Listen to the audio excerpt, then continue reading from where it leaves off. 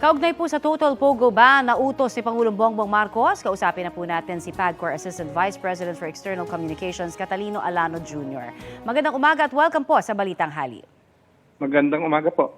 Sir, nagkaroon ba ng any consultation kaya ang Pangulong Bongbong Marcos sa PAGCOR bago ma-anunsyo itong kanyang total ban? Nagkonsulta naman po ang Pangulo sa maraming sektor at kasama na po dyan ang PAGCOR sa kanyang mga ginawang pagsasaliksik para makarating sa kanyang desisyon. I see. At ano ho ang magiging unang hakbang ng PAGCOR para po maabot yung target, di ba, na end of the year dapat ho ay completely wala ng pogo?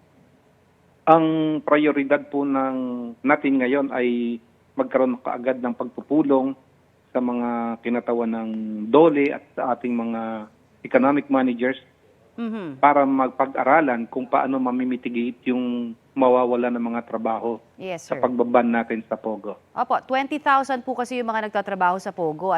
Kakayanin ho ba ito by the end of the year na mabigyan ng trabaho sa pakikipag-ugnayan po ninyo sa DOLE? At of course, yung mga, syempre, pag-shutdown nito pong mga POGO na ito? Yan po ang talagang pagsisikapan ng PAGCOR kasama ang ating mga kasama sa DOLE at sa mga economic managers natin na sana ay lahat ay masalo natin at walang mawalan ng hanap buhay. Opo, may paglilinaw lamang po kasi ang tawag ho ngayon ay sa POGO ay Internet Gaming Licenses. Ito ho ay kasama, no? Iisa lamang ho ito pag sinabi nating tanggalin ng POGO, kasama na ho dyan ang IGL. Yan po ang tinatanggap po natin yan. Kasi nga po, wala na naman po kasi technically na POGOs. Kasi nung nakaraang administrasyon pa yan.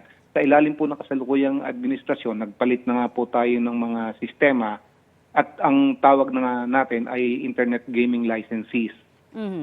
Okay, Internet Gaming Licensees o POGO. So wala ho tayong ipapapangabadyaan na parang na technical dahil sa pangalan, wala naman ho. Wala naman po, wala okay. So as we speak, sir, parang ang ating pagkakaalam, parang nasa 43 po ang may mga lisensyang POGO sa bansa. Yan pa rin ho ba ang bilang o nadagdagan ba?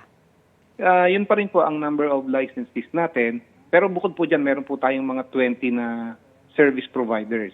So kasama rin po yun sa maaapektuhan. Naabisuhan na po ba sila ninyong ngayon, syempre after the SONA, may mga tumawag na ho ba sa inyo? Ano ho ba ang inyong mga nagawa na?